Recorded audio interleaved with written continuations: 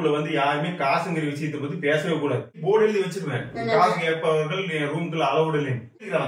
காசு வாங்க காசு வாங்க சப்போர்ட் அம்மாக்கு. அப்ப இத்தனை நாளா எனக்கு வந்து ஏமாத்திட்டு இருந்திருக்கியா? நல்ல கணக்கு வந்து பாரு. 250 ரூபாயா 2500 போட்டுருக்கேன். 2500? ஆமா. யாரை கேட்டுமா பண்ண? நீ வாட்டுக்கு இஷ்டத்துக்கு கேட்ப, நீ வாட்டுக்கு அதை எதையும் புக் பண்ணி வச்சு.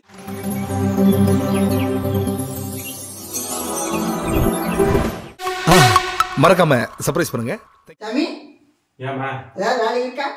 வேலையெல்லாம் இருக்குது, அதெல்லாம் நிறைய இருக்கு. உனக்கு என்ன வேணும்? எனக்கு மளிகை சாமான் வாங்கி கொடு. மளிகை சாமான்? அதுக்கப்புறம் அவனையும் கூட்டிட்டு வந்திருக்கேன். காசு இங்க ரூம்குள்ள வந்துட்டு இந்த ரூம்குள்ள வந்து யாருமே காசுங்கிற விஷயத்தை பத்தி பேசவே கூடாது. இவன் ஒரு ஜாலரா இவனுக்கா? ஆமா, எனக்கு சப்போர்ட்டுக்கு. ஆமா, அத்தனை இந்த ரூம்குள்ள வந்து காசுங்கிற விஷயம் யாருமே கேட்கக்கூடாது. வெளியே போர்டு எழுதி வச்சிருவேன். காசு கேட்பவர்கள் என் ரூம்குள்ள அளவுடு இல்லைன்னு. இந்த ரூம்குள்ள எல்லாம் வந்து யாரும் பணம் பத்தி பேசவே கூடாது. இவனுக்கு என்ன நீ எதுக்குறாங்க காசு வாங்க? உனக்கு எதுக்கு காசு வாங்க சப்போர்ட் அம்மாக்கு? எனக்கு காசு எல்லாம் கிடையாது, ஓடி போயிரு. 2-3 லேப்டாப் சர்வீஸ்க்கு வந்தது இல்ல. இந்த 10 நாள் அதை வச்சு செஞ்சுட்டு இருந்தீங்க. காசு இல்லைன்னு ஏன் சொல்ற? எனக்கு காசு இருக்குது, மட்டும் இருக்குது. எனக்கு வாங்கி கொடு மளிகை சாமான்.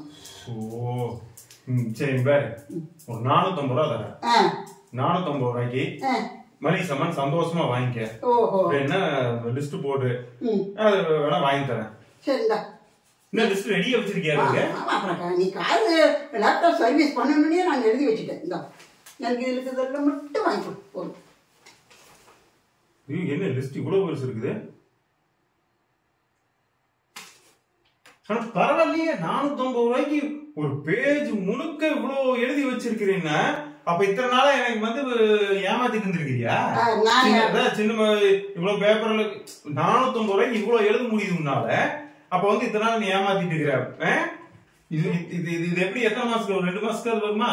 2 மாசத்துக்கு வருது. சூப்பர். 450 ரூபாய்க்கு 2 மாசம் வருது. 250 ரூபா போட்டு வச்சிருக்கிறேன். நான் 450 ரூபாய்க்கு சொன்னா நல்ல கணக்கு வந்து பாரு. 250 ரூபாயா 2500 போட்டுருக்கேன். 2500? ஆமா. ஏமா 450 ரூபாய்க்கு லிஸ்ட் கேட்டா இவ்வளவு பெரிய லிஸ்ட் போட்டு 2500 ரூபாய்க்கு போட்டு வச்சிருக்கிற? 450 ரூபாய்க்கு என்ன சாமான் வரும்? என்ன ஒரு காய்த்தூள் வாங்கினா, ஒரு சர்ஃப் எக்ஸல் லிக்விட் அந்த துவைக்கிறதுக்கு. காபி தூள் நான் காபி குடிக்கிறேனா? நான் காபி குடிக்கிறேன். காபி இல்லாம வேலை செய்ய முடியாது. இது சர்ஃப் எக்ஸல் வந்து நான் ஏன் துணி துவைச்சிட்டு இருக்கிறேன்? அப்ப உன் துணி யார் துவைக்கிறா? நான் தானே துவைக்கிறேன். உன் துணி வந்து சும்மா தண்ணியில போட்டு அலசி கிளீன் காய போடுறேன். 450 ரூபாய்க்கு சொன்னா 2500 ரூபாய்க்கு போட்டு வச்சிருக்கிறேன். எங்க இந்த காசு வரும்? இது போக காலகட்டத்துல யார்கிட்ட உட்காந்து இன்னும் போன் வச்சு பேசிட்டு இருந்த? கேஸ் புக் பண்ணேன். யாரை கேட்டுமா பண்ண? நீ வாட்டுக்கு இஷ்டத்துக்கு கேட்ப, நீ வாட்டுக்கு அதை எதையும் புக் பண்ணி வச்சிருக்கா? அப்ப கேஸ் எல்லாம் எப்படி நான் சோறாக்குறது? இண்டக்ஷன் ஸ்டவ் இருக்குதுல்ல? இண்டக்ஷன் ஸ்டவ்ல எல்லாமே செய்ய முடியுமா? சரி, இண்டக்ஷன் ஸ்டவ்ல செய்ய கரண்ட் போயிட்டு எப்படி செய்யறது? சோறு எப்படி ஆகும்? கரண்ட் வந்தா அப்புறம் செய்ய.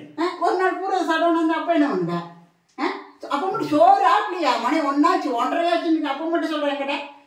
என்னமா என்னை கேட்காம இல்லாம இதுக்கு 2500 இண்டக்ஷன் இது கேஸுக்கு அது எத்தனை ரூபா? அது 900 ரூபாய்க்கு பக்கமா வரும். அது 900 1000 ரூபாய் 3500 நான் எங்க போறது? நானு 2-3 லேப்டாப் சர்வீஸ் பண்ணியல, அதுல 4000 ரூபாய் வந்துட்டு அதுல செலவு பண்ணேன்.